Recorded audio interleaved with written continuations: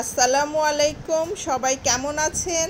আমি ব্রাউনি তৈরি করতেছি। ব্রাউনির ব্যাটারটা মোল্ডে রেডি করে নিয়েছি। মোল্ডটা এখন ওভেনে আমি ঢুকিয়ে দিচ্ছি। 30 মিনিট পরে ফিরে আসছি।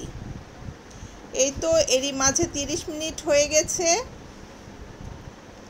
মাশাআল্লাহ, ব্রাউনিটা অনেক সুন্দর হয়েছে। একটু ঠান্ডা করে নিয়ে আমি ব্রাউনি পিস করে কেটে নিয়েছি।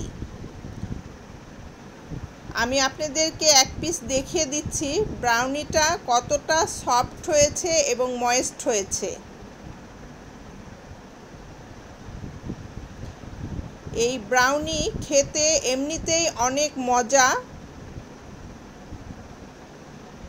আমি ব্রাউনিটা ভ্যানিলা আইসক্রিম দিয়ে পরিবেশন করব।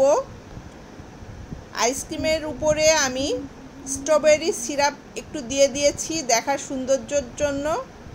আপনারা ইচ্ছা করলে এটা ব্রাউনিটা আইসক্রিম ছাড়াও এমনিতেই খেতে পারবেন। অনেক মজা হয়েছে। এই তো আজ এ পর্যন্তই। সবাই অনেক ভালো থাকবেন। আল্লাহ হাফেজ।